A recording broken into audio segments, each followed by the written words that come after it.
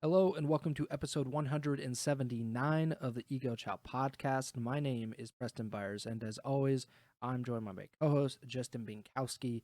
And on today's episode, we are going to continue covering this major four of the 2025 CDL season. We talked about it originally over the midweek, I think. We talked about it, I think, on Wednesday, and we're back to talk about it a little bit more. And today, I think we're going to talk a lot about OpTic. We didn't really get to that point in the show earlier in the week, but I would really like to talk about OpTic because this was certainly one of the most promising performances that they've had all of this season. We also have to talk about the Miami Heretics and what they've been able to do, especially over these last few months. And I would really like to also talk about the Vancouver Surge for all those reasons, not because they did not have the type of performance that we certainly expected and the type of performances that OpTic and Miami had. So I think we'll have a lot to talk about, maybe some other stuff throughout the show. But before we get to any of that, how you doing, Bink? Doing all right. Not a great day in real sports land for New York fans or Nick fans, but um, yeah, like you said, we spent a good amount of time last episode talking about um Elliot and Tatch, and then LAT and Phase for Major Four, and obviously leaves the door open for us to talk about a bunch of other teams today. So I'm ready to dive right in. Yeah, I don't know who the Indiana Pacers equivalent would be in the CDL.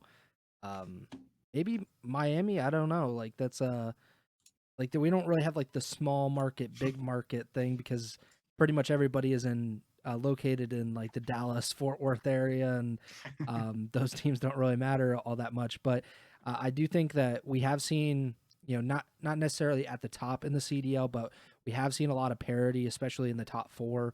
It doesn't seem to be a consistent top four, and that's kind of how we got there at Major Four. OpTic Texas, who has had pretty much the worst land performances that I can remember from an OpTic team consistently, maybe since World War II. Obviously, the top 32 team or top 24 team at Champs is kind of at the forefront of my mind. But other than that, OpTic has been by and large very consistent on land. Certainly, usually a contender at these land events, and that has not been the case so far this season. And it kind of all changed at Major Four. Certainly, maybe not. We've talked about it before. OpTic fans, at least some of them, have the mentality: if you're not first, you're last. So certainly, if they believe that, then they came in last again at Major Four. But this was a great performance. Certainly, especially considering Mercules has not had many of these events under his belt. He was at Major Three with the Toronto Ultra, and he performed even better than anyone could ever imagine from him in that scenario. This time he comes in with a few weeks practice, a few weeks of Major Four qualifying matches with OpTic, and they're able to get a top four finish. And honestly, like you could argue that they were like just because they finished fourth didn't mean that they were the fourth best team. They could have been argued as the third best team, considering the teams that they lost to. They had a very hard schedule ahead of them. I'd like to get your thoughts on OpTic and how they performed. And really, the one part I want to hone in on is OpTic a contender now that they've had a few weeks with Mercules. They're going to have double that in terms of practice over the next month or so before champs. Where do you see OpTic in terms of contender status now that they've had a pretty good land performance under their belt? I do think that, you know, kind of just circling back with how you started this, talking about the top four in general, I don't think that's real. I mean, you can be nitpicky with a bunch of it, but like really, I mean, the top two isn't changing, even though Vancouver Surge have been in two grand finals. I still think the top two teams are FaZe and LAT because they're the teams with two championships, right?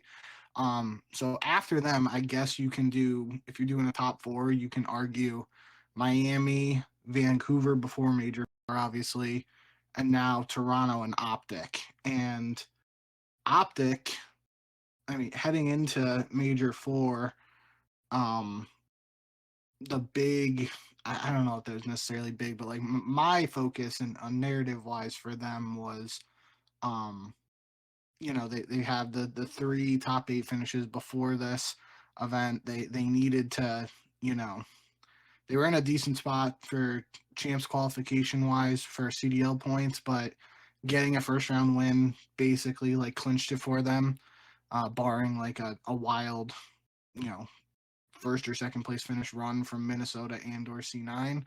Um, so heading into their first round match here at Major Four, it was a rematch of that qualifier match we saw the week before, which feels like ancient history now. But Yeah. um, mm, I forget the exact team. They Boston or OpTic lost to Boston and LAG, I believe, in the qualifiers. They beat Carolina and Toronto, I think, with Mercules. So it was. I just remember my like thought process and way I was describing it was like if they were playing any other team heading into Major Four, I really wasn't sure who I was going to pick, whether OpTic or their opponent. But because I literally just saw them beat Toronto, I couldn't go against them. And to play devil's advocate there too, you could say like, it's a land matchup, and we don't necessarily know if something was going on with Toronto online. Obviously, we didn't hear anything, but that has been a thing throughout the year. Not to discredit OpTic anyway or anything, but there was like you could look at it from another perspective there with if you were wanting to pick Toronto in that matchup, and the fact that OpTic got a win over Toronto kind of in my eyes like showed that it wasn't necessarily a fluke in the online matchup. They did it Yeah. back-to-back matches,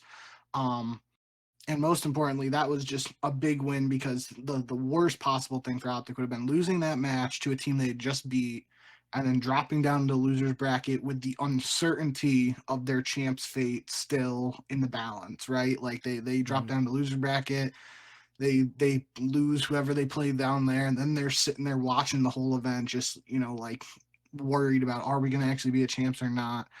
Um, so I think you know in the grand scheme of things, that was a really important match for OpTic.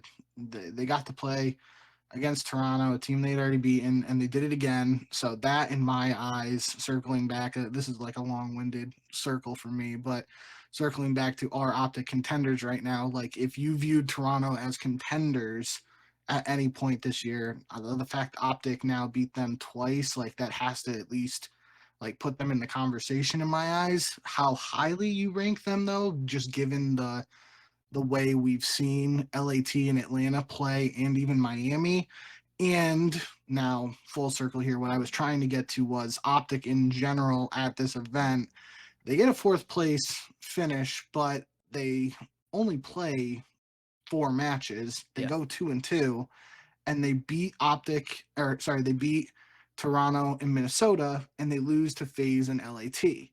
So that has to factor into the contender conversation too, with their two losses being against Mhm. those, the quote unquote top two teams for most of this season. So, um, it would have been like a crazy, you know, it would have been a really cool talking point, and the green wall would have been going nuts if OpTic beat either LAT or Atlanta in their first event with Mercules. Like, that would have just been, the green wall would have been going nuts, and we would have had a totally different talking point here. But I think that's just a holistic way of looking at their run at the major. They took care of business in terms of the champs qualification.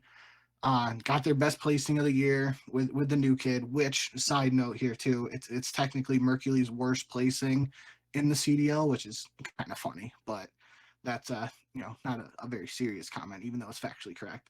Um, but they have the momentum in my eyes, I think, going into champs. Just in the sense of their losses were to teams that they probably weren't going to beat. I remember they beat LAT early in the year when Kenny had the 1v2 on Hacienda Surge Game 5, Round 11. But outside of that, I don't know how many wins they have against LAT or Atlanta this year. Um, so just, I do think, fourth place is a obviously good spot to be in for OpTic. It got them that champ spot. It was their best placing so far this year. I think realistically speaking, just based on what's happened this year, it's very possible OpTic, might not get a top four finish at champs, but at the same time, just based on especially Vancouver at this last event, we don't know. They're kind of a wild card now heading into champs. And Miami's been playing very well as well. It's possible that just like mathematically speaking, the top four is most likely Atlanta, LA Thieves, barring some wild upsets that, it happened last year at champs, so it could happen again. But LAT, Atlanta, and then two of Miami, Vancouver, OpTic, and Toronto. Based on OpTic's performances against Toronto, I would put Toronto towards the end, but then at the same time, Vancouver with a top 12 finish we'll talk about later. Where you want to put them, you could see, OpTic maybe fourth place is like what you can set the bar at for expectations going into champs. So OpTic is 0-4 against FaZe this season, and they are 1-2 against LAT. They won that first match against the Thieves this season, which was back in January, I want to say. Yeah, January 19th, game 5. And they played again in March, and then obviously this time around at Major 4. So, they haven't really had a ton of experience against this current Thieves roster. FaZe, we've talked about it before. Draza is kind of like anti-OpTic. He's basically the boogeyman. It's been bad, and OpTic fans have not reacted to it well, especially with this most recent loss. But I think for OpTic, it is encouraging at the very least to actually have some kind of momentum coming out of a LAN event. It feels like it has been the complete opposite for every other major so far this season. Of course, that major 1 was demoralizing and in many ways kind of ruined their season because they had 6-1 record in the qualifiers. They looked really, really strong. Then they go to the major, and I think they get top, and everything kind of spirals from there. They bring back Pred, and they just never kind of get their footing until most recently. And even then, coming into this event, we talked about it. They hadn't been able to string 2 wins together in a row. Unfortunately, they did that. They beat Toronto online, and then they beat Toronto on land. So that's 2 wins in a row. And then they lost the FaZe, beat Minnesota, and lost. So they're back to the 1-1-1. But I think that's pretty understandable results, all things considered, when you're playing Atlanta and LAT, the 2 best teams by far in the league. And to answer my own question about whether OpTic are contenders, I've said this so many times this season, and usually I don't have to say it because usually OpTic is very good and they are always kind of considered contenders, even if they're not maybe performing up to standard at that moment. This season has been completely different. They were at risk of not even making champs coming into last week. So like that's not a scenario where you can say, well, yeah, they're just kind of in a slump. Like, no, this was the entire season essentially where they were not competitive against any of these top teams, and even some of the worst teams. Granted, they're the only team, unless things changed at Major 4, and I don't remember, but I think they were the only team to lose to Vegas and LAG all season. I don't think there was another team to, even with Major 4. So, that kind of proves how bad and how up and down OpTic, or mostly down OpTic was this season. But I've said it multiple times that I just can never count OpTic out because they have so much talent, and I've seen them in the past have just horrible performances online, and then they come to LAN and they're ready to go. And then, sometimes it is the opposite. Sometimes on LAN they just kind of stink, and then they go back to online and they're back to the form that I expected them to.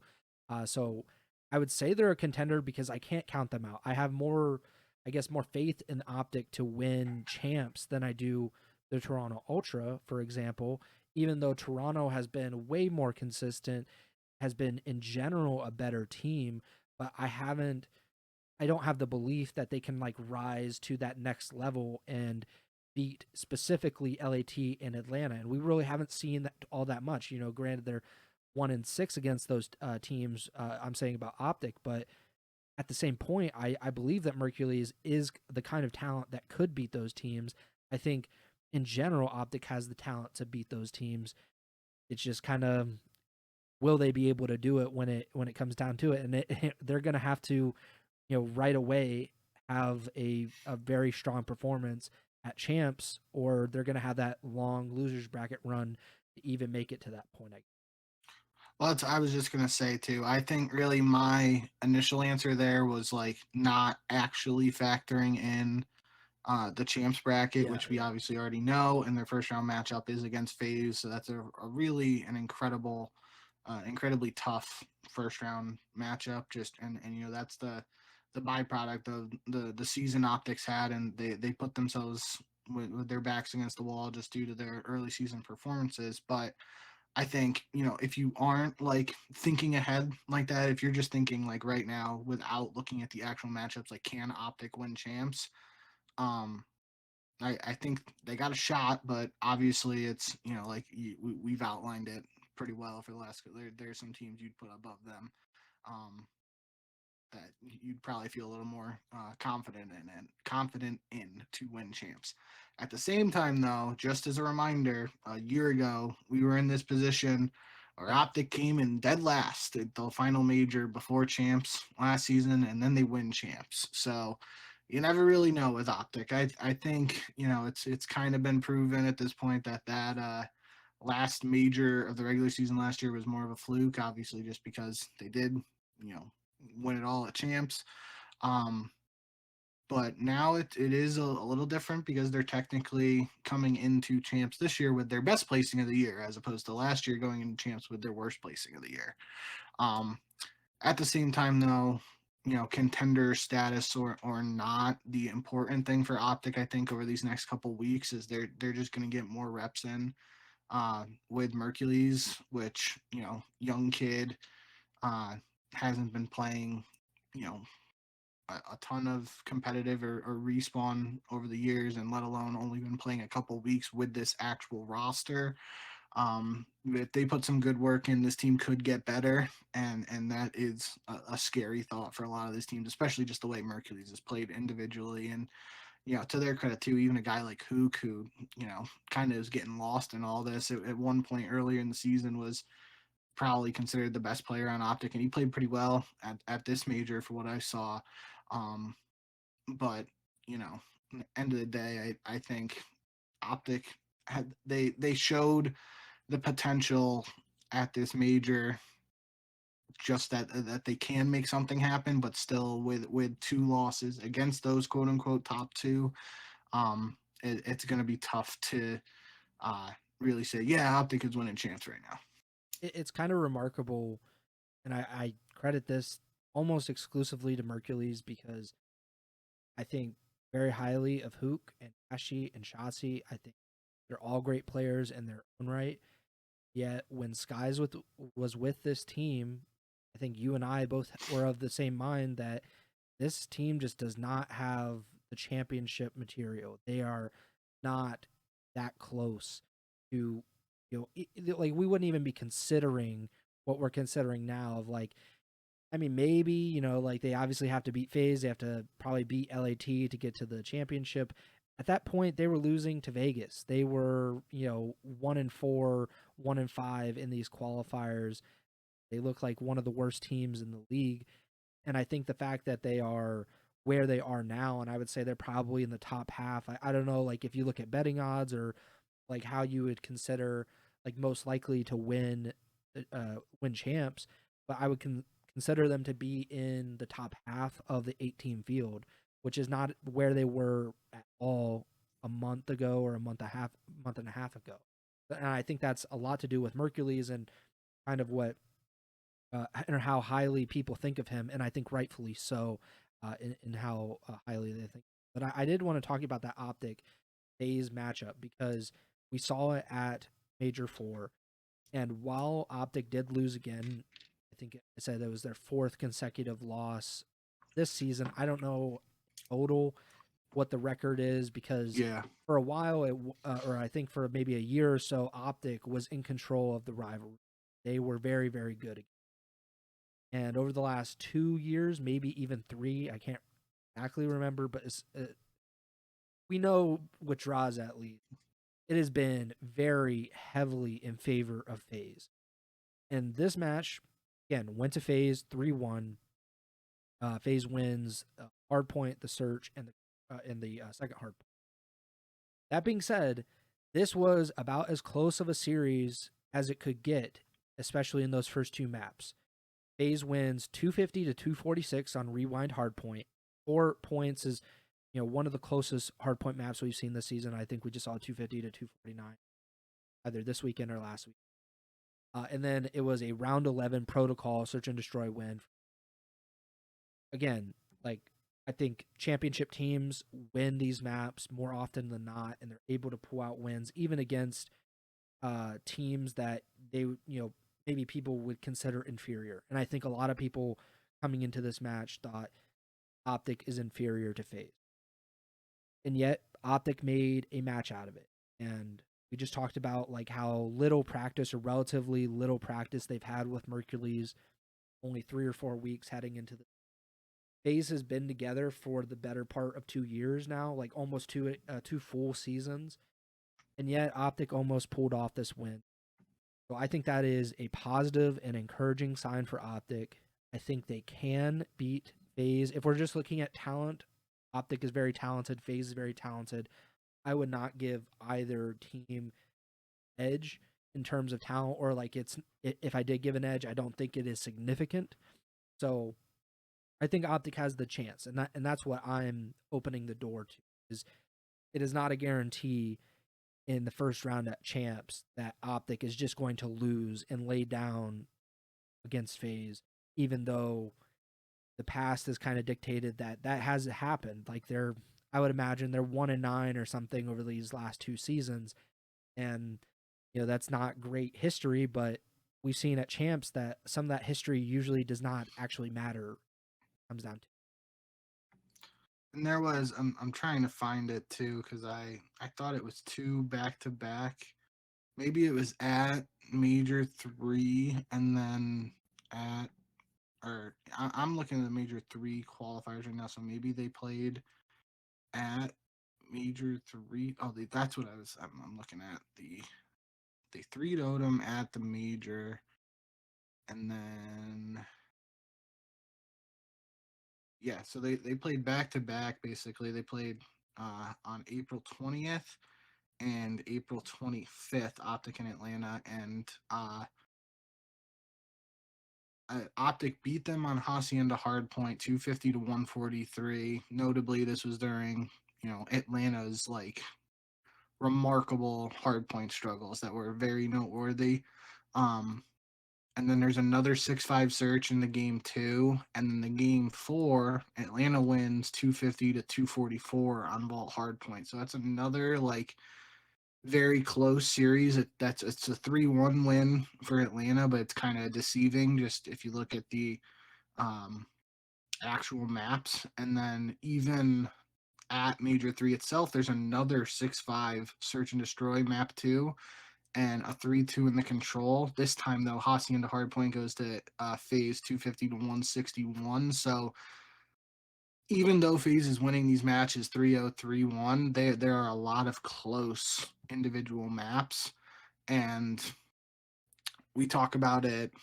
I forget the exact examples, but I always think about it in terms of like football when, like division opponents play each other twice in the regular season and they match up in the playoffs, and one team's 2-0 heading into that. I always say it's really hard to beat a team 3 times in the same season. And in terms of football stuff, this is at this point like it's got to be like FaZe has got to be confident going into the match, but at the same time there are a lot of close individual maps despite what the actual series scores may indicate if you don't take a little closer look.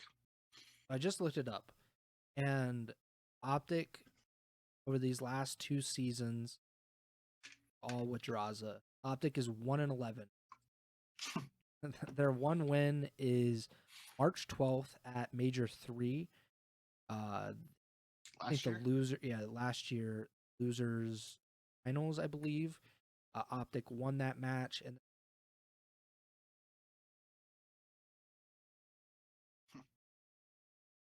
so, um, so yeah, that is the only win over these last 2 years. But again, like it's really, it's relevant. These stats are relevant until they're not, right? Uh, Yep. you know, if you think about the NFL, Josh Allen has lost to Patrick Mahomes and the Chiefs however many times in the playoffs. That's all relevant until the Bills beat the Chiefs in the playoffs. And then people are like, it's over. Mahomes can't beat Josh Allen and so on and so forth. And I think that's what we'll be saying about OpTic if they're able to beat FaZe. And I'm still going to pick FaZe. I'm just, I'm going to say a month in advance, I'm going to pick FaZe in that first round matchup at Champs during the pick'em. And I know you Yep. are too. Yep. At the same point, I don't think that this is a bygone or a foregone conclusion that OpTic is gonna just completely just collapse against FaZe. I think it'll be really competitive, and these are different teams. FaZe has at times looked a little weird. Obviously, on land they've been pretty consistent. Aside from Major 3, they were not very good, but for 3/4 of the year in terms of land, for most of the I can't say most of the online qualifiers, but I guess online qualifiers don't really matter anymore. But they've looked weird at times, and they haven't looked great. And then they've looked like the best team in the world.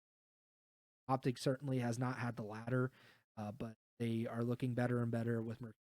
I think that will probably continue. Let's talk about Miami real quick, because they are a team that they've gotten so much love on this podcast. We should start a Spanish language podcast to really just reach all of our fans.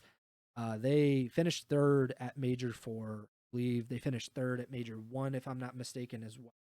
The 2 top 3 finishes this season on land. They end up finishing really, really high in the standings, like the season standings, especially considering where we thought they would end up. They get 5th place in the standings. They jump Carolina. And honestly, that 5th place spot is looking pretty good. Vancouver kind of keep the way that they're playing. But Miami, they, especially that LAT match, that was like the one where I was kind of taken back by it, because I fully expected LAT not to roll over Miami, because Miami's been very good in Surge. So I thought it would probably be a 3-1 win for the Thieves. And it just didn't really end up mattering all that much, because LAT wins the first search and Miami wins both hard points in the series, which is just baffling to me that could even happen to the Thieves, who are, I believe, statistically the best hard point team, certainly one of the strongest hard point teams just in general, like regardless of the matchup. But Miami wins map 1, map 4, and map 5 in 6-2 Hacienda Cert to advance to the winners. Like I said, I was stunned by that result. Of course, afterward we get the, like, I don't know, aches and nade shot kind of. It wasn't like that dramatic, but it was like, oh, that's kind of weird. I haven't seen this happen in a while. Scrap Yeah. and Super go face to face. I don't know exactly what was said. I don't know if it was just Scrap got pissed that Super maybe was talking a little bit of shit after the win. Obviously, Scrap got the final laugh. He got in Super's face a little bit after LAT eliminated Miami later in the tournament. But either way, Miami finishing top 3 again. What about their contender status? Is that something that, to me, it seems a bridge too far, right? I'm hesitant to say anybody outside of FaZe and LAT are true contenders. Vancouver, we'll talk about them. Before this tournament, I thought they were true contenders. Yeah. Anybody else kind of seems like that's maybe a little too early. But Miami, they've actually had these performances. They beat LAT. They're one of the few teams to do so. Does that change how you view Miami in terms of actually contending for champs. It does, and that's really, if you didn't say that, that would have been my answer here. Is just like the fact that I think is really, maybe it might have been at, no, Major 2 Miami struggled, so maybe it was Major 1 and Major 3. I'm pretty sure at 2 majors this year though, LAT like 3-0 smoked Miami in less than 30 minutes. Um I feel like it definitely happened at Major 3, and I feel like it happened at another event too, but just off the top of my head, like I don't know exactly, but there have been some lopsided matches in that series until these qualifiers, and Miami beat LAT in the Major 4 qualifiers too, and that was kind of like, a little bit of an eye opener because that's LAT and Vancouver both started 0-2. Um, schedule wise, they had some tough matchups in there, but nonetheless, neither of us were expecting that. Had at the start of the Major 4 qualifiers, where literally Vancouver and LAT had just played in the grand finals of Major 3, right? So, um, that was a little fishy. And then the fact that, similar to the OpTic and Toronto conversation we were just having, the fact that Miami's able to do it again on land and beat LAT on land again at this event, that's like, that's where, at least, not even like, based on the way Miami's been playing lately, I definitely think they're a better team than OpTic, but like, in terms of like ranking contenders or whatever, this whole narrative we've had for this show so far, OpTic not having that win over a FaZe or an LAT recently, whereas Miami does have that win over LAT recently, that like, pushes them up a little bit further or closer, I guess, to those top two in my eyes. And, for me personally, like, we talk about it over the years, just that S&D, it speaks to me. And when a team is as good at S&D as Miami has shown since Super's been fully integrated into the roster, that's always gonna, have me feel in some sort of way heading into a tournament as big as champs, where, if it comes down to a game 7 search, and Miami is playing, a team that's not FaZe or LAT in the finals, like, I'm probably going to lean Miami just because of the search, and the way we've seen them uh, perform in that mode so far since Super joined the team on a full-time basis. So, um,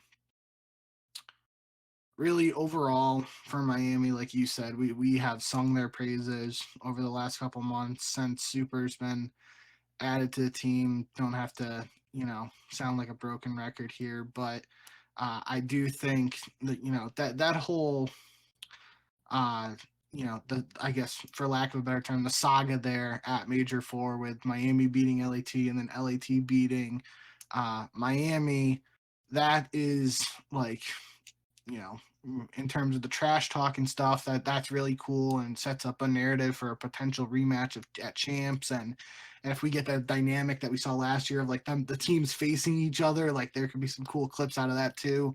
But just in terms of like pure gameplay too, like the fact that these teams have had some very tough matchups recently, and it hasn't been one-sided end result like we were talking about with Atlanta and OpTic. Like, they've had some close maps, but FaZe have won all the series. In terms of Miami and LAT, at least Miami has a couple of series wins to show for it too over the last couple of weeks.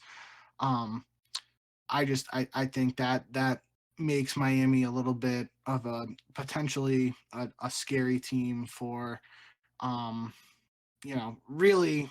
I mean, they beat LAT, so you can't say they aren't a scary team for them. But I guess just in general, they're a team that, heading into the season, if we were having this conversation, 6-7 months ago, and we're saying Miami's going to be a scary team heading into champs, we're probably like, No chance. laughing it off. But yeah, so it's not that seems to be and I had this conversation on this when Heretics fully entered the CDL, bringing up sort of that similar narrative to when they qualified for the CWL, and like, people weren't taking them seriously and they were able to go on these runs.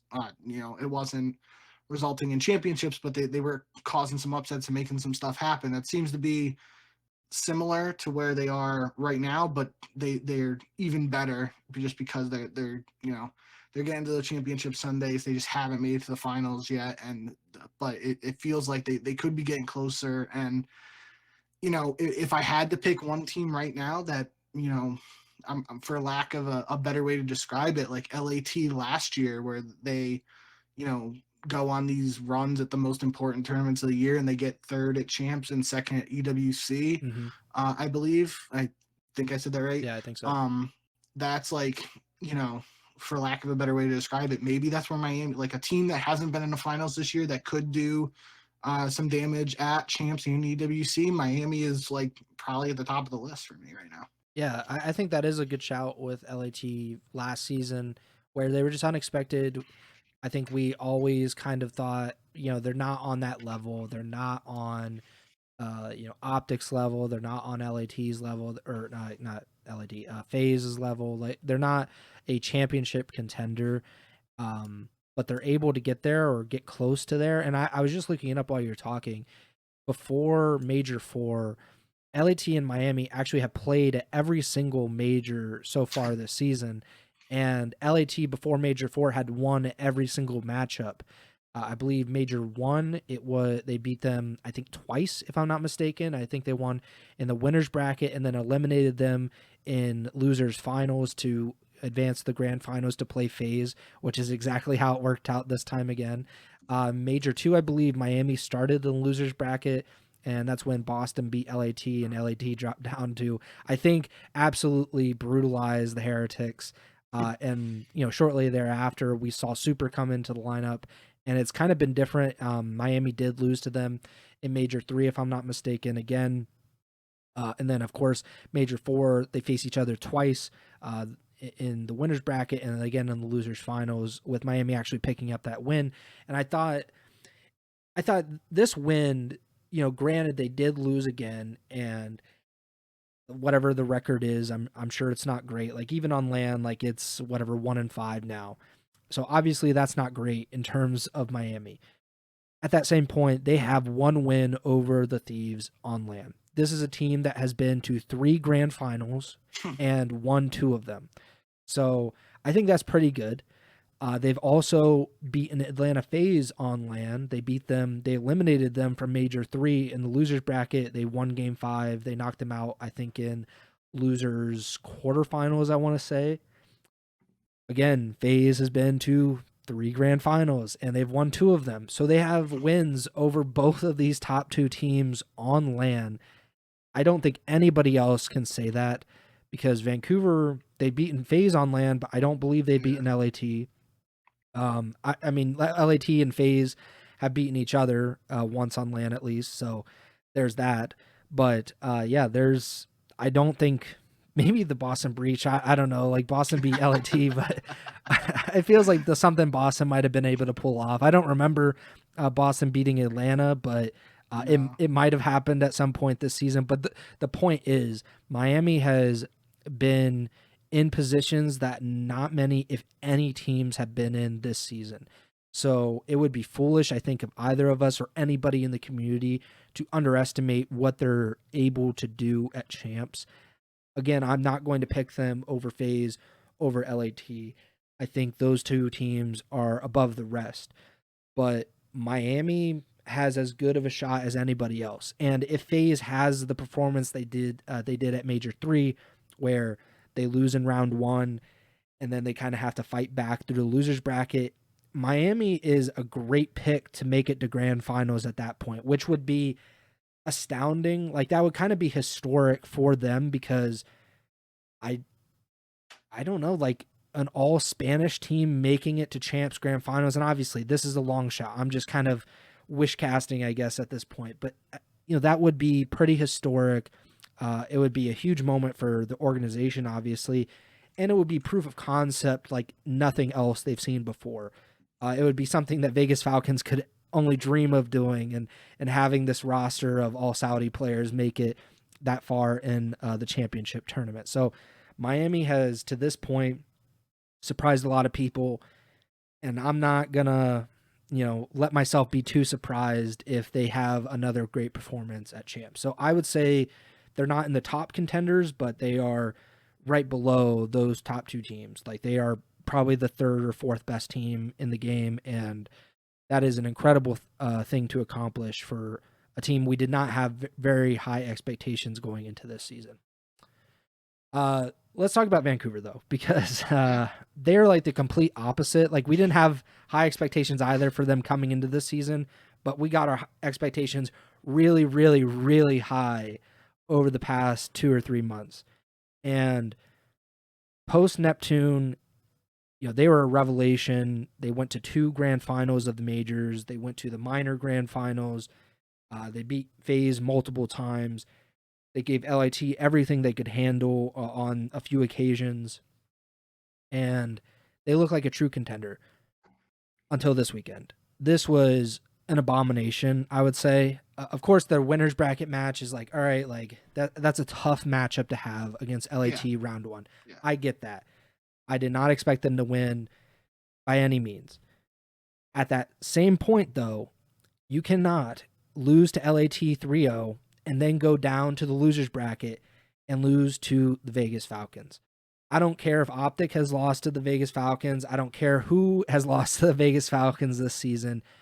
You are a team that was widely considered to be the third best team in the CDL and a Grand Finals Championship Sunday contender. You cannot lose to the last place team in the league in the final major. They lose Game 5 to Vegas. They get knocked out, top 12 finish, along with Boston, C9, and Carolina. 3 teams I do not want to be associated with on a consistent basis. Where do you see Vancouver now that this happened at the last major of the season? A crazy thing about that statement you just made is 3 of those teams that got 12 at Major 4 are actually qualified for champs. Yeah. Obviously, last season, OpTic gets top 12, and then they were still in champs, but I would have to go back and look to see how many times that's been the case where multiple teams that qualified for champs come in last at the final regular season major. Yeah, that's crazy. But regardless of all that, I just think that's like, overall for Vancouver, I have a pretty similar outlook on the tournament as you. Like that first round matchup against LAT, that was always going to be a tough matchup for them. We went in depth on the preview show about it. They've struggled this season, even with Neptune in the lineup.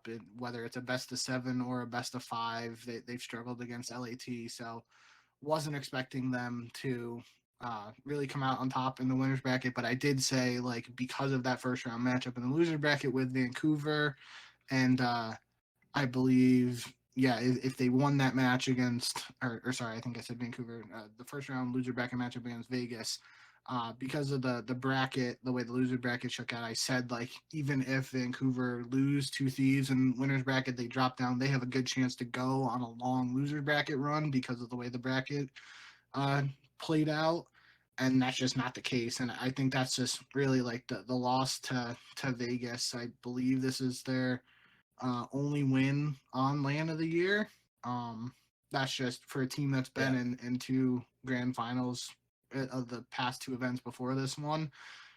Really just unacceptable is the only way you can put it. And, it's kind of like, I know it's just a small sample size with this one match in particular against Vegas, but like really, like Vancouver's thing since Neptune has been in the roster, they've been really good at hardpoint, and they win both hardpoints against Vegas, Vegas hasn't been a good hardpoint team this year, and they haven't been a great team in general, but really, like, whether it was the All Saudi roster, I guess when Priest and Arcides first came into the roster, they did find some moderate success in hardpoint compared to the previous roster, which found absolutely no success on hardpoint. But still, I would think, like,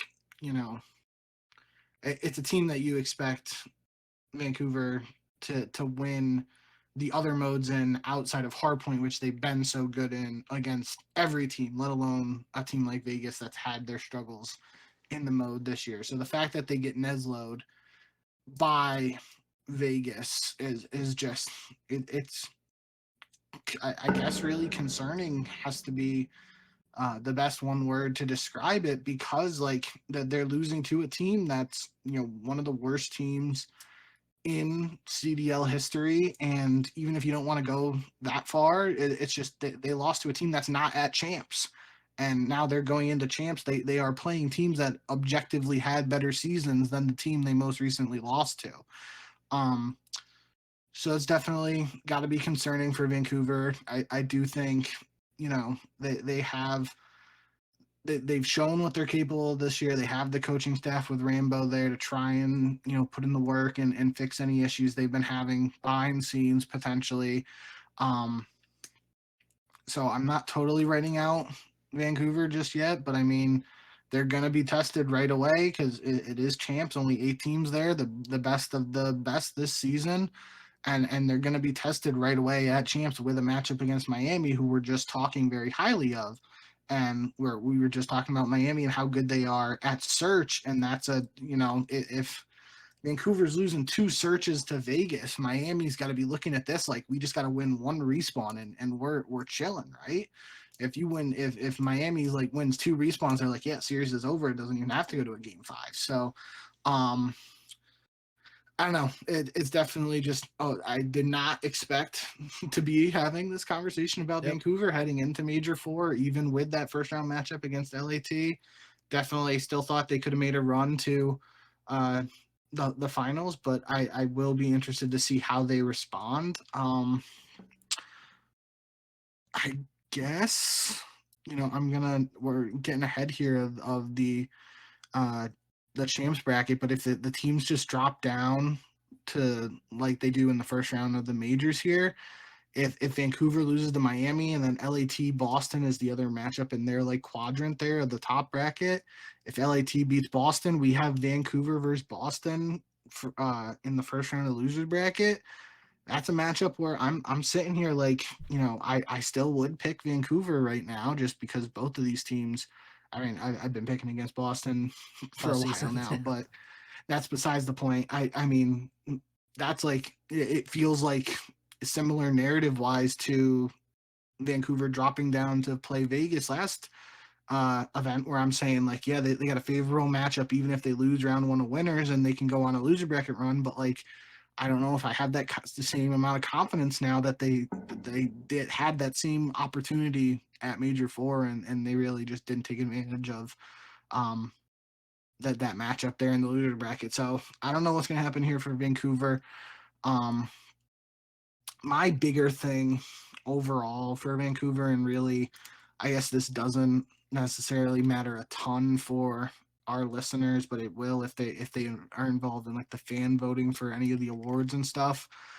I just when we're considering um Neptune in particular, or just any of the Vancouver guys for like the all-star teams and whatnot, I really just I don't think just this one hiccup at Major 4, which it is a big hiccup. There's no way around that. I don't Mhm. think that should take away from the impact that Neptune had on this Vancouver team and literally how he completely revitalized Vancouver as a team and just completely changed their season after joining the team following Major 1. Um, so I still think, we'll inevitably talk about this more, but I still think we've outlined like um the all stars and whatnot, and especially for SMGs, I think it's pretty clear cut that it's in no particular order. Most likely Simp, Hydra, uh, the first team all stars SMGs, and then Jodeci's Neptune as the second team all stars. But now I feel like with that recency bias, it's the same thing we talked about with Scrap. He's got the 2 tournament wins, the last 2 tournament wins, and the 2 individual MVPs. I feel like because those 2 wins came so recently to uh, when this voting will be happening, that Yep. that recency bias might play to his advantage. I think, on the other hand, this top 12 finish could like sort of sway some people to not vote in favor of Neptune being a potential all-star, and I think that would just be something I can't get on board with. Yeah, I totally agree with you. If you are voting on these all-star teams, just look at it from the totality of this season and kind of take the timing out of it. And maybe you think Simp or Celium or one of the phase guys that's the MVP, and you don't think that Scrap is, or vice versa. Just look at it from, okay, they each have 2 major wins. They, MVP, the count, obviously Scrap has 2. These other guys have 1.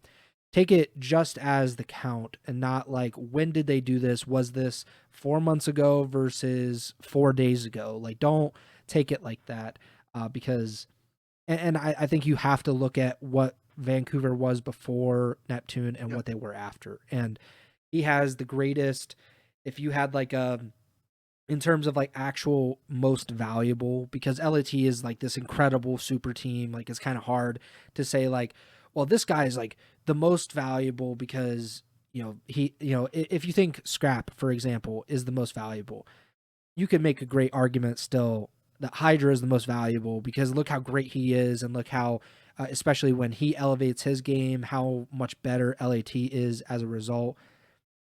The best case for value really is the before and after. And you don't get that with everybody because not everybody comes into a roster mid-season, but Neptune did.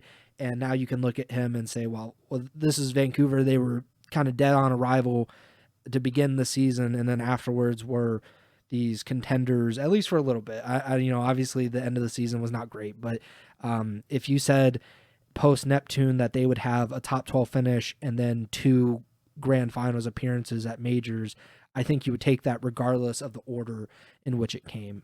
So yeah, obviously don't really consider the timing on that. But back to Vancouver, the hard point, I mean, just in general, let's think about this. That LAT series was as dominant of a series that I can remember Vancouver and LAT having. LAT has swept them a few times. They even swept them in the grand finals. Those maps in general have been very, very close, and Vancouver's been competitive in a lot of those maps. It was not competitive whatsoever, and that's alarming. Like if LAT and Atlanta have that kind of series where like LAT just runs away or Atlanta runs away and it's a 3-0 sweep, it's a DoorDash special, whatever you want to say, that would be concerning for Vancouver combined with the subsequent loss to Vegas.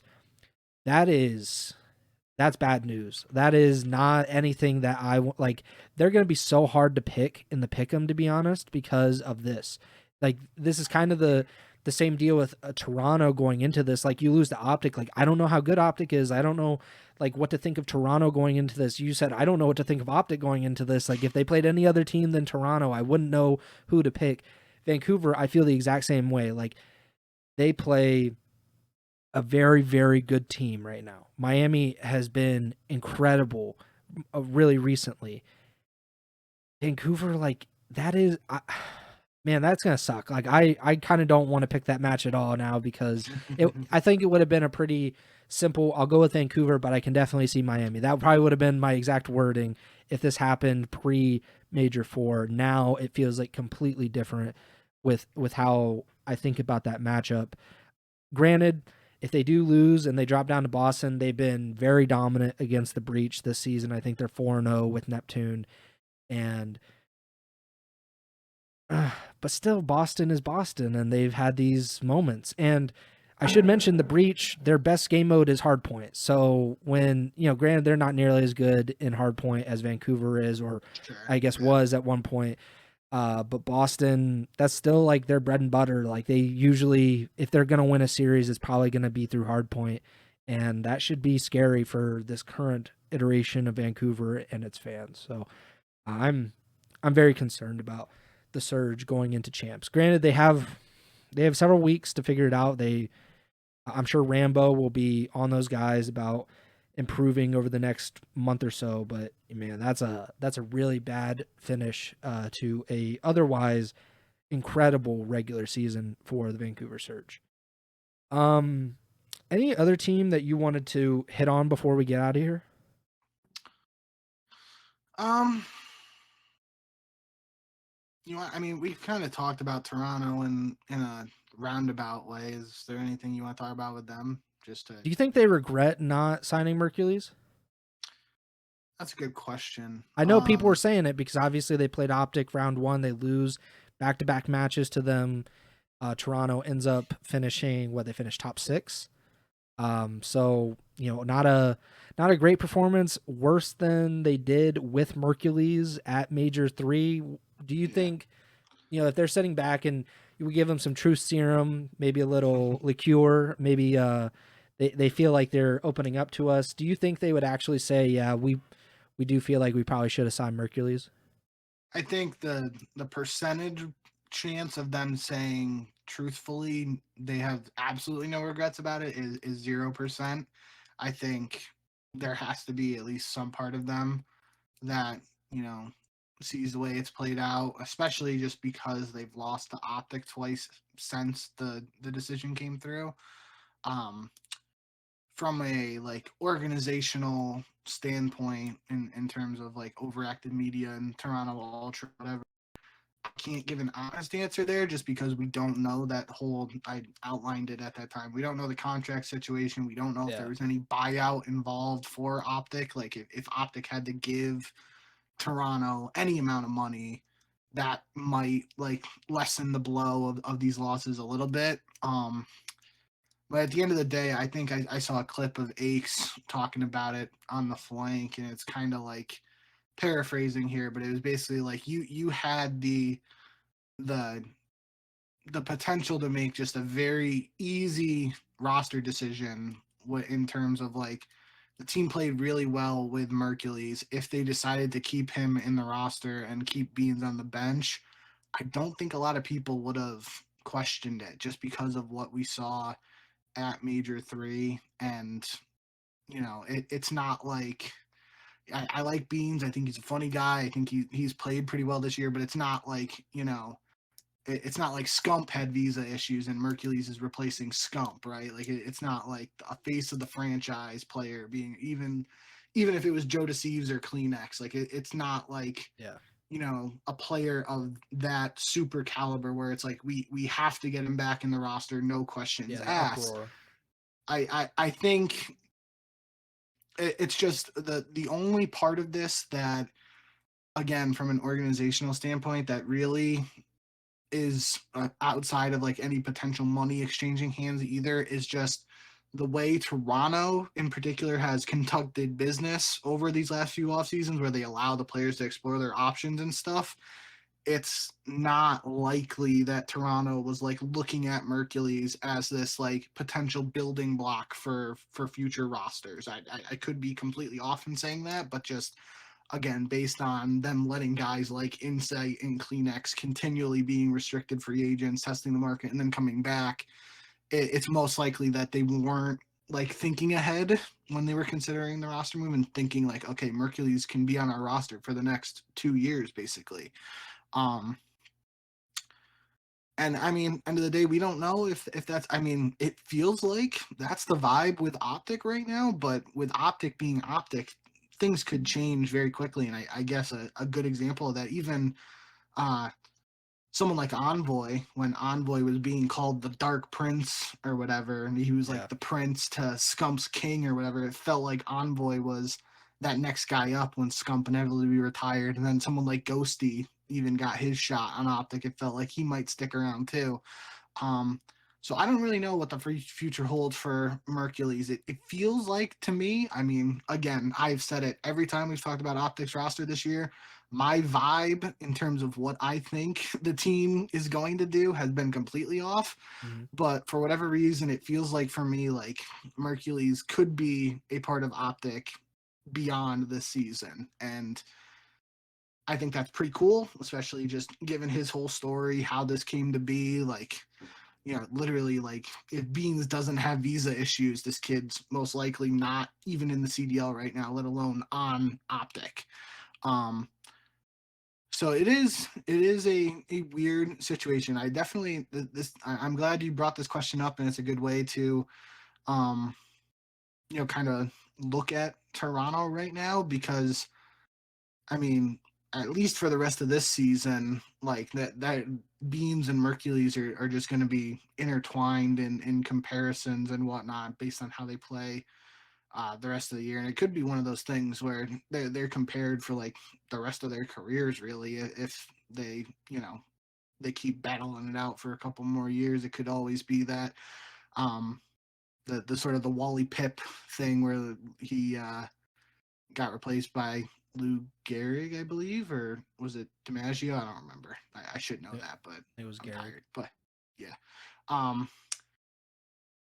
so I mean, that's a drastic example, but yeah, no, I think that was I kind of rambled for a bit there, so I'm gonna give you a chance to answer your own question. I just love that you said Wally Pip when I was thinking of Luca and Trae Young, like because that really shows like where our focuses are. I was actually trying to think of a traditional sports example, and I know this is like a really extreme example, but like when Brady came in for Drew Bledsoe, and obviously Drew Sure, Bledsoe yeah. was injured, like there was that like the old traditional person would say you can't lose your starting spot due to injury. And in kind of a similar vein, it would suck for Beans and it would be like quote unquote unfair for Beans to lose his starting spot because of something he did not have any control over. This was not his individual play. This was him not being able to get into the country. So that is a completely different thing.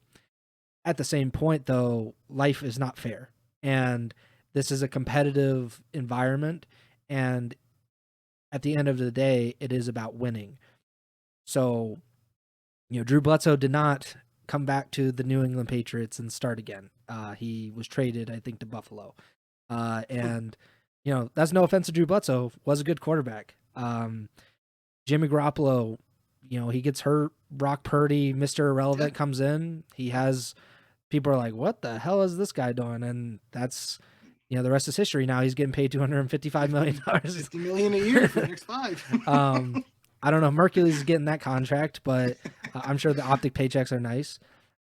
I think if the the Toronto GM is given truth serum, I think he's like, yeah, man, like I wish we would have done this. If we could have got it done, if it was possible, we should have got it done. And it shouldn't have been a hesitation in our minds for us to replace Beans with Mercules. And that's, again, not anything to do with Beans. It's just we saw what you can do with Mercules on absolutely zero practice. Like, this is a guy just kind of showing up to the event and helping you get top 4 at an event. I think we should also note, like, they finished top 6 at this event, but they beat Carolina in Game 5. Carolina has been atrocious over the past month and a half, and they beat LAG, who they won one at least land match this season, maybe 2 land matches this season. They're not much better than Vegas. So they beat them, and then they lost to LAT. Granted, it was like a pretty competitive series, all things considered, but still like top 6, a worse placing than they got with Mercules. I said it at the time that, we were talking about like what will they do? They didn't have a lot of time like in between Major 3 and the Major 4 qualifiers to make that decision. I wonder if that had anything to do with it as well. Like if they had another week or two, does anything change for Toronto, or do they always stick with Beans? I don't know. I would have done it. I think you would have done it, or we were definitely, if we were running the Ultra, we would have been throwing the bags, probably literally and figuratively, at Mercules to keep him. It didn't work out. I think it's, probably going to doom them in terms of like being a contender, because I think with Mercules, they probably could have contended for a championship this season. I don't really see that at champs this year. But who knows? It's a weird world we live in. But yeah, Toronto finishes top 6 here. They finished, I think, 3rd in the standings, if I'm not mistaken, in the final standings, because they were really consistent all year round, which was probably the argument to keep Beans in general was, hey, like we've done pretty well on land. We've done pretty well online. They had a 65% win percentage this season, 3rd highest in the league, 57% map win percentage. They paced Vancouver for third place by 40 points. It wasn't particularly close. They have been pretty competitive with LAT and Atlanta at various points in the season. They reached 30 wins this season, so there's a lot of positives. But really what it comes down to is kind of like how high is your ceiling, and do you believe you can win a championship at the end of the season? We'll see how that works out for Toronto. I don't think there's really anything else that we really need to get to today. I was looking at the teams and I'm like, I mean, we'll probably have a little bit of time to talk about Vegas and LAG and C9 and even Minnesota, who obviously came up short in qualifying for champs. Even though I think they gave a pretty good run. If they were a little more consistent, they won. I don't know how many game fives they lost this season, but man, that's probably the biggest point that they probably look at and say, if we won half of those, we might have actually qualified for champs, because they came 35 points away from Boston. So that's, if they get 4 more wins, I would imagine they had at least 8 game 5 losses this season, which is truly incredible. So they probably could have snuck into champs had those things went right for them. But that's kind of how it goes. Anything else you want to talk about before we get out of here? I think we're good. All right, so we're about an hour in. We appreciate you guys tuning in on the weekend or whenever you're listening to this podcast. We will be back at some point in the middle of the week. I do want to check in and do the tier lists and power rankings, because it's been a while since we did them, and they have certainly changed, I would imagine. With granted, 4 teams are not contenders, and they will be in the the bottom tier or 2 at the end of the season, but I do want to do the tier list before we get to champs, so we can actually see where we rank these teams ahead of the final event of the season. So we'll do that over the next week or two. We'll also talk about the all-star teams over the next week or two. I know you kind of gave out what you're thinking right now, but I think we'll put pen to paper, or I guess keystroke to a laptop or whatever over the next week or two as well. But we appreciate you guys tuning in, listening, watching, whatever you're doing here on your Saturday or Sunday night. We will be back at some point next week to talk about maybe some more of these teams. I don't know if there will be any roster mania stuff. We might hear players that are going to be restricted free agents coming up, just because players like to get out early on that, try to get a little buzz going for them. So we'll talk about that. We will start talking about the major, or talk more about champs as we get to that, and then we'll eventually do our preview show, which is always a really fun show. It feels really important, obviously, because of how champs is and how there are only 8 teams, and how it is kind of a make or break tournament in terms of legacies and in terms of history making performances. So we will eventually talk about that. But yeah, we'll be back. Please follow us on Twitter at jbink with 2 Ks, at Pres Byers. The podcast Twitter's at Ego Chall Podcast. Please subscribe, follow the podcast feed wherever you're listening or watching on: Apple Podcasts, Spotify, Amazon Music, YouTube, Twitch, twitch.tv/Ego Chall Podcast. Please subscribe to the YouTube channel. I think we're at 233 subscribers, 34 maybe. Yeah, we appreciate you very much. And I am kind of getting warm in here. It has been cold all day, and for some reason it's gotten warm at night. So I think global warming is screwing me over right now. So I am going to send it over to Bink. And yeah, take it over, Bink. Yeah, short and sweet this time. Thanks as always for all your support. Really appreciate it. We're gonna try and fill these next couple weeks and lead up to champs with as much stuff as we can, but schedule will obviously be in flux, just because they're really, like Preston said, there isn't a ton to talk about outside any surprising roster news or retirements or anything like that. And outside of that, it's really just going to be talking about stuff that we come up with on our own. So hope you've enjoyed our coverage this year, and stick with us heading into champs here. We will be live at some point, just talking about whatever we can. So hope you tune in then, and Yeah, other than that, thanks as always, and remember to send the chow.